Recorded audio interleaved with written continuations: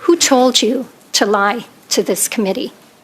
The contract, which put Stellantis ahead of parliamentarians. Stellantis and ourselves have. The last committee, you basically threw Canadians under the bus, you threw Stellantis under the bus, and you threw the previous deputy minister under the bus by saying that he's the one who issued this contract, and that is. But you keep saying that it's a standard contract.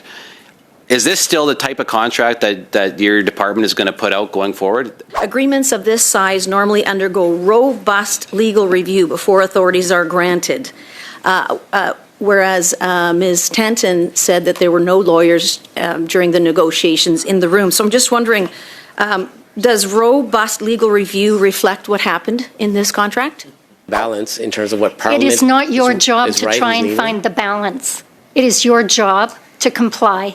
This Guy's Garage. Like and subscribe. Welcome to meeting number 21, House of Commons, Standing Committee on Government Operations and Estimates. Pursuant to Standing Order 108.3c, we're resuming our study on the response of the government to the motion from the production of papers adopted on October 20th, 2025 about the contracts with Stellantis. Thank you, Chair. And I will be splitting my time with Ms. Jansen at the 3-minute mark.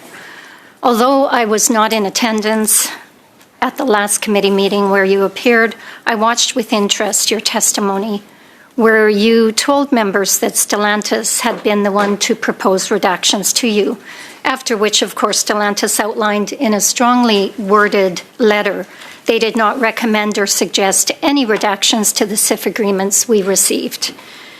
Today, you come here and say that it was your honest understanding when you provided that testimony to us.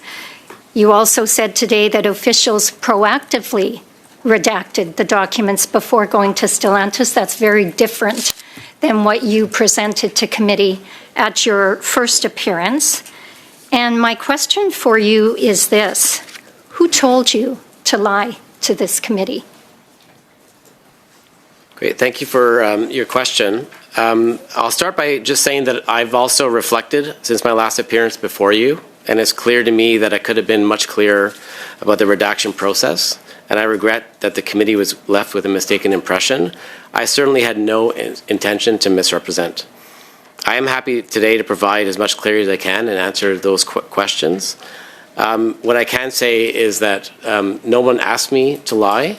What I represented to the committee, the part that was accurate, is that Stellantis did consent to the redactions that were in the version of the redacted document that was shared with you.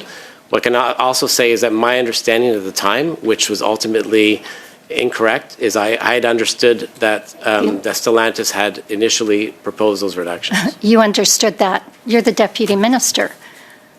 It took Stellantis writing a strongly worded letter in response to what they heard you tell this committee. So we were not only the ones under this mistaken assumption that you presented to this committee, but it was also Stellantis. Your obligation as a public servant is to Parliament, and yet today you continue to represent the fact that you were simply trying to protect their commercial interests by not presenting this committee with the unredacted documents. In fact, in response to my questions last week, Ms. Perusa actually said they were also the ones who proposed that we be given the unredacted documents. So who told you to refuse an order from this committee after it was unanimously agreed to by all members that we would call for the unredacted documents? Great, thank you for that question. The first I'd say is that the right of parliamentarians to see documents of the kind requested is fundamental to their ability to hold the government to Parliament and to Canadians. As part of our regular work, the department does come into possession at infrequent times of confidential information. We are asked at different times to produce those documents. And the process that is typically involved is Mr. Jennings, my question was, who told you not to provide the unredacted documents? It's a simple question. Or were you the one that made that decision as the deputy minister? The process that we followed was... I want to know who made the decision, because I'm challenging the process. We're parliamentarians. Actually, I'm going to end there, and I'm going to turn it over to my colleague. I have exactly the same question. I mean, you make it very clear that your commitment to Stellantis seems to be much stronger than it is to parliamentarians. So I have to ask the exact same question. Who on earth would have told you that you needed to make sure we didn't get to see unredacted documents, which is what was asked for by the entire committee? So what I can say, which is what I said at my last committee appearance here, was that we try to strike a balance in terms of providing documents that parliamentarians are asking for. We do have that. We do have that testimony, but what we're looking for now is who would have told you that Stellantis is the one that gets the priority here in this case? I never said there was a priority. No, but it seems to be in that a balance between trying to provide Parliament what it needs with the commercially confidential clauses. Who would have decided that parliamentarians do not get an unredacted document? That's the basic question here. No one ever made that decision. Well, somebody did, because that's what we got. What we proposed in the letter to this committee was an approach that was adopted in past parliaments where unredacted versions of contracts were shared with parliamentarians. This worked and was accepted by past committees of Indu, Envy, and we were excuse me, I have very short time. I know you talked about that last time, that, this is how it's been done before. That's not what we asked for at this committee. What we asked for was the unredacted documents, the documents that as we needed them. The entire committee asked for that. And you're saying, well, the other committees, they accepted this, so that's why this decision was made. Is that your testimony now? My testimony is that is what I proposed to this committee. So you proposed it. You proposed that. I proposed that through a process of consulting with Stellantis. We both agreed to sharing a redacted version of the contract. Which put Stellantis ahead of parliamentarians. Stellantis and ourselves have both shared and agreed to share an unredacted version of the contract. The document is fully available to you now. Yeah. And we look forward After we fought like crazy. To be able to answer any questions. Sorry, that is our time. I did want to come back to a comment made by Mr. Patzer. I thought it was an excellent question he asked at the one of our last meetings. He did say, in Clause 16.1, does that supersede Parliament, or does Parliament supersede Clause 16.1? I think that was an excellent question. Or Mr. Béchard answered. He says in Clause 16 in the contract, it's a typical confidentiality clause that we expect our public servants to try to respect as they do their work. But those clauses do not override the die power of certain bodies, including, as you pointed out, Madam Jansen, the courts and Parliament, to compel the production of documents. But in trying to understand die power, I've gone to look, and it does come with certain obligations, right? And I guess as we do this discussion, review the contract in camera, that is in a sense die power being exercised. And I guess my question is directed here to Mr. Bedard. Would that be proper, Mr. Chair, to do that? Sorry, I should have mentioned as before, as I mentioned before, I've paused your time. As I mentioned last time, Mr. Bedard is with us. Feel free to direct questions directly to him. Yeah. Go ahead, sir. In the contract, and as you paraphrase my evidence from the last meeting, those confidentiality clauses do not bind the courts, do not bind Parliament, do not bind bodies that have the power to send for records. That's just, you cannot override by contract a legal power. Now, just as court, the party can make a request so that certain information not be disclosed publicly, a witness, a party before Parliament can make a request that certain information be kept confidential. So that will be, for example, only for the consideration of members at the in-camera sessions, or that there may be special safeguards that are put in place for the consultation of the documents. But that is at the discretion of the committee. The committee has to consent to it. Ultimately, the committee has the power to send for records and may insist on the production of unredacted documents. And then it's for the committee to decide as it sees fit in terms of distribution.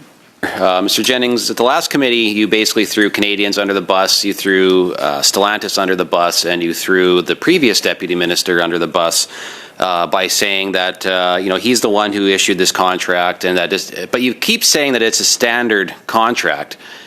Is this still the type of contract that your department is going to put out going forward? This very same contract? Will you use the same template going forward? Thank you for that question, Chair. I'll answer the question by saying that we do have a standard template that we start off for contracts with any company, and then we modify it based on the types of investments that are being proposed and the types of commitments that we're trying to secure. So there is modifications from a standard contract. So we don't ever take an exact contract and share it with another company. We essentially modify it based on the sector they're in and the types of investments that they're proposing to do and the types of commitments that we're trying to secure. Do you accept that Parliament supersedes, the Access to Info Act? I accept that Parliament can get access to documents it requests. Yes. Okay, thank you. Mr. Chair, I've got a matter of hand motion I would like to move, if that's okay. I'd like to move that the committee classify as public the redacted copy of CIF agreement number 813-816251 and amendment agreement number 1 and amendment agreement number 2. Great. All right. Did you wish to speak on that? I have yes, I have Mr. Seaback and Ms. Khalid. Yeah, absolutely. I would just like to make a couple of remarks on it because, we had Stellantis come here and say that all the redactions are for the commercially sensitive information, and we've had this confirmation from these folks here today, but also last week, that it's the commercially sensitive information that is redacted, and the minister has been clear that she is going to, or that she is suing Stellantis, and we know that when in court proceedings that these types of things will be made public anyway. So I think that it's only reasonable for the document to be made public, but of course I'm only asking for the redacted copy. I'm not asking for the unredacted copy. The Liberals do decide to filibuster to block the release of this contract to protect themselves. Perhaps we should extend the meeting on Thursday. I'd be more than happy to sit till midnight or later in order to get this document released. I leave that in your discretion. And with that, Mr. Chair, I am urging my colleagues from the Liberal Party to not hide this contract from Canadians and agree with this motion. To be clear, work always comes first. I am more than happy, and I know my colleagues are also more than happy to sit for as long as we need, for whatever day it is, to make sure that the work of this committee gets done, to make sure that Canadians are well served. Absolutely not a problem. I just had a question, and actually, before I get to my question, I want to be very clear. I think all members on this committee have provided effective scrutiny as to what has happened here. I don't think any of us have been defending anything. We have been fulfilling our duty and our role as members of the mighty OGGO and making sure that government is held to account, to make sure that in the future that we do governance better, that we enter into contracts better as well. As members may know, we agreed to make sure that we had this meeting today on the topic that it was today, so I think it's very disingenuous for members to make accusations against other members on this committee about their intentions. Mm-hmm. With that, I just wanted to seek a point of clarification from you, Chair. I know that one of the Conservative members had moved a motion on December 4th, and I just wanted to know, how is it different from what Mr. Patzer has moved today as a matter at hand, and then also what happens to that motion if we dispose of this today? I mean, I would think that it's basically the same thing from my understanding. It wasn't moved, it was only read into the record, so it's not moved, so that's kind of moot point. Is it the same motion, Chair? It's different, but... It sounded the same. It was basically the same. But that's it, Chair. I don't have any other remarks. Thank you. All right. Seeing no one else on the list, we'll call for a vote, please. Mr. Gasparou? Yes. Ms. Khalid?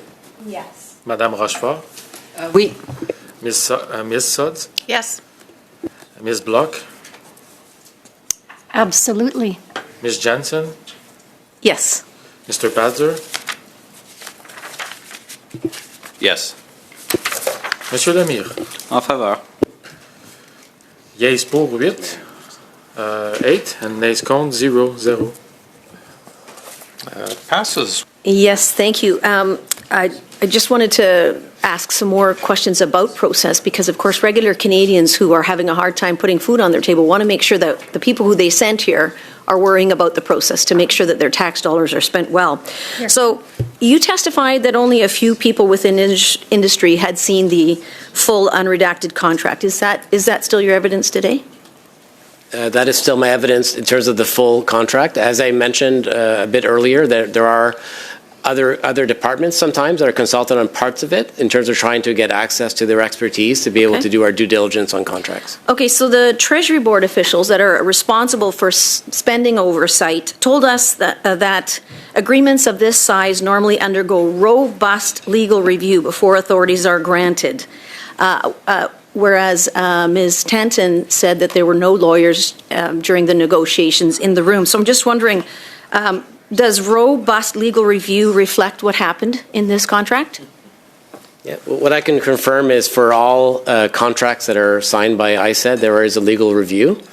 As Ms. Tanton testified at the last time we were here, is that there are some standard clauses that legal does not need to review for each, but when there are differences in overall, legal justice does give advice. So in your mind, the $15 billion contract was legal. It was a robust legal review that happened on behalf of taxpayers.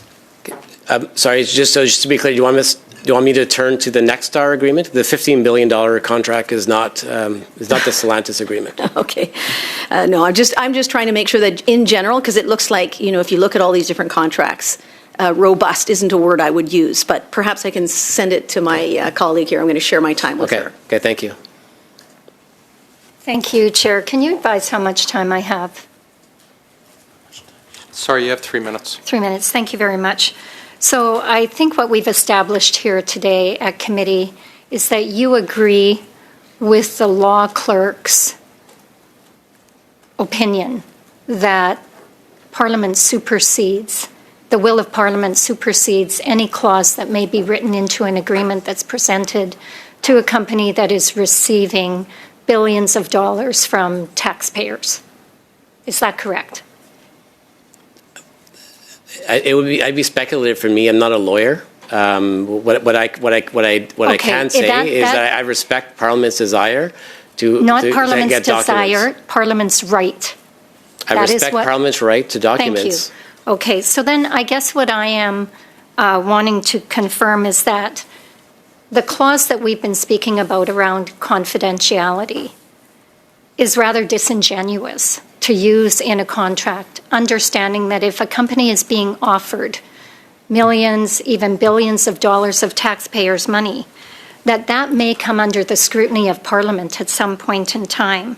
And so I'm wondering if you would agree that it needs to be made clear to a company that's entering into a contract with the Government of Canada that when they are receiving billions of dollars of taxpayers' money, there will be another level of scrutiny applied by parliamentarians to these contracts.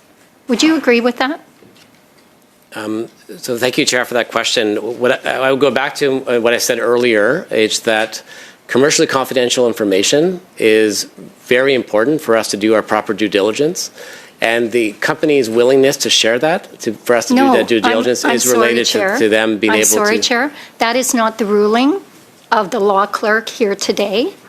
And you continue to go back to that point, which tells me that what you say and what you intend are two very different things going forward. And so I would just caution you that we have the law clerk's opinion on the right of Parliament. You've said you agree to that. Why do you keep referring back to the commercially sensitive information that may be included in a document when we, in fact, as parliamentarians, have the right to call for that commercially sensitive information unredacted. What I'm highlighting, as I have in my last testimony as well, is that we try to find balance in terms of what Parliament It is not your job is to right try and and legal. find the balance. It is your job to comply with the will of parliamentarians. That's right. Thank you.